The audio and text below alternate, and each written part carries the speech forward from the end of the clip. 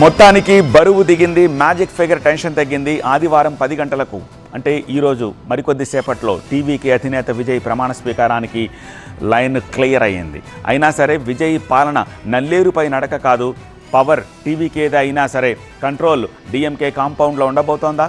King Vijay అయినా సరే king maker స్టాలినేనా? అధికార దండం పట్టుకున్నా సరే రిమోట్ కంట్రోల్ స్టాలిన్ చేతుల్లో ఉండబోతోందా?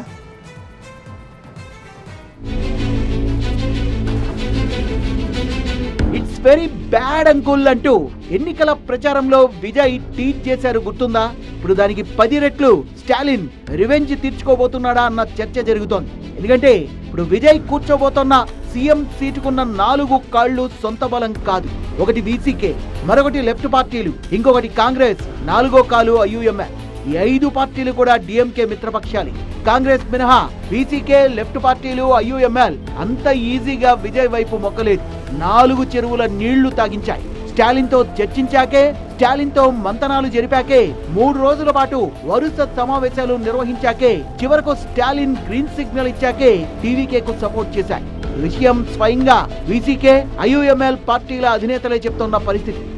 We are still with the DMK headed alliance, progressive, secular alliance, but we have independency, liberty to decide based on this political crisis. We have decided, like CPI and CPM, only for forming the government, no other commitments. We extended our support without any participation in the ministry, any other terms and conditions. Unconditionally, we have to support to Mr. Vijay to form his government. We don't allow to implement president rule in Tamil Nadu. విన్నారుగా, స్టాలిన్ చెప్పారు కాబట్టే విజయ్ కు మద్దతు ఇస్తున్నామని కుండ బద్దలు కొడుతున్నారు VCK chief. ఇప్పటికీ డిఎంకే కూటమిలోనే ఉన్నామని బహిరంగంగానే చెప్తున్నారు ఆయన. అంటే వీసీకే విజయ్ గవర్నమెంట్ లో ఉన్న స్టాలిన్ కనుసన్నలోనే నడుచుకోబోతోంది.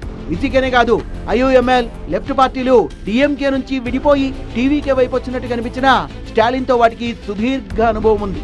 వీసీకే అధినేత తిరుమావళవన్ రాజకీయ ప్రయాణం మొత్తాన్ని చూస్తే ద్రవిడ రాజకీయాల్ని వదిలి ఎన్నడూ వెళ్ళలేదు. డిఎంకేతో ఆయనకు విభేదాలు వచ్చాయి, అలాగే సీట్ల విషయంలో అసంతృప్తి వ్యక్తం చేసిన సందర్భాలు ఉన్నాయి. కానీ ఎన్నడూ స్టాలిన్ ను వదిలి వెళ్ళలేదు. లెఫ్ట్ పార్టీల పరిస్థితి కూడా అంతే. సిపిఐ, సిపిఎం పార్టీలకు స్వతంత్ర బలం చాలా పరిమితం. తమ రాజకీయ ఉనికిని చాటుకోవాలంటే పెద్ద పార్టీ నీడనే బతకాలి, లేకపోతే రాజకీయంగా కనుమరుగయ్యే ప్రమాదం ఉంటుంది. ఐయుఎంఎల్ పరిస్థితి కూడా దాదాపు అంతే.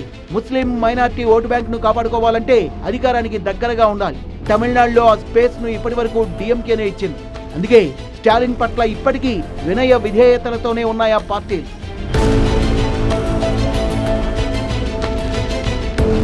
ఇంకోవైపు విజయ్ కు తమ మిత్రపక్షాలు మద్దతివ్వడం వెనుక స్టాలిన్ స్ట్రాటజీ చాలా స్పష్టంగా ఉంది.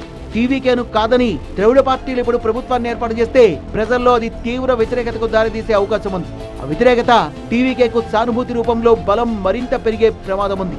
అది ఇంకా డేంజర్. అందుకే విజయ్ ప్రభుత్వాన్ని అడ్డుకున్నామన్న అపవాదు రాకుండా తమ మిత్రపక్షాలనే త్యాగం చేశామన్న విషయాన్ని ప్రజల్లోకి తీసుకెళ్లే అవకాశం డిఎంకేకు దక్కుతుంది. అంతేకాదు, అసెంబ్లీలో విజయ్ ఏ బిల్లు ప్రవేశపెట్టినా మిత్రపక్షాలపై ఆధారపడాల్సింది. అంటే ప్రతి కీలక బిల్లు, ప్రతి ముఖ్య నిర్ణయం, ప్రతి రాజకీయ నియామకం వెనుక మిత్రపక్షాల అభిప్రాయం తప్పనిసరి. ఇక్కడే సరిగ్గా స్టాలిన్ గేమ్ మొదలవుతుంది. విజయ్ ను స్వతంత్రంగా నిర్ణయాలు తీసుకోకుండా తన మిత్రపక్షాలతోనే స్పీడ్ బ్రేకర్స్ వేసే అవకాశం ఉంటుంది. అలాగే సామాజిక న్యాయం, రిజర్వేషన్లు, సెక్యులరిజం వంటి అంశాల్లో తమ లైన్నే ప్రభుత్వం ఫాలో అయ్యేలా తెర వెనకుండి పావులు గదిపే ఛాన్స్ ఉంటుంది. అంటే విజయ్ తన స్టైల్లో పూర్తిగా ఫ్రెష్ పాలిటిక్స్ చేయాలనుకున్నా గ్రౌండ్ లో మాత్రం అందుకు భిన్నంగా జరిగేలా స్టాలిన్ స్కెచ్ వేస్తారన్న విశ్లేషణలు వస్తున్నాయి. ఇక్కడ మరో కీలక అంశం బ్యూరోక్రసీ. తమిళనాడులో ఉన్న ఉన్నతాధికార వ్యవస్థ చాలా వరకు ద్రవిడ రాజకీయ సంస్కృతికి అలవాటు పడిపోయింది. డిఎంకే, అన్నా డిఎంకేల పాలనల మధ్య దశాబ్దాలుగా పనిచేసింది. ఇప్పుడు ఒక్కసారిగా కొత్త రాజకీయ శైలి వస్తే బ్యూరోక్రసీ కూడా ఎలా స్పందిస్తుంది అన్నది చూడాలి. అక్కడ కూడా స్టాలిన్ నెట్వర్క్ ప్రభావం బలంగా ఉంది. అంటే విజయ్ కు అడుగడుగున స్పీడ్ బ్రేకర్లే. పరిస్థితుల్లో టీవీకేకు ప్రస్తుతం 2 మార్గాలు మాత్రమే కనిపిస్తున్నాయి. ఒకటి, మిత్రపక్షాల ఒత్తిడికి తలొగ్గి ప్రభుత్వాన్ని నడపడం. రెండోది, పూర్తిగా స్వతంత్రంగా వ్యవహరించి తాడో పేడో తెలుసుకోవడం. రెండో దారి ఎంచుకుంటే ప్రభుత్వంలో అస్థిరత ఏర్పడుతుంది.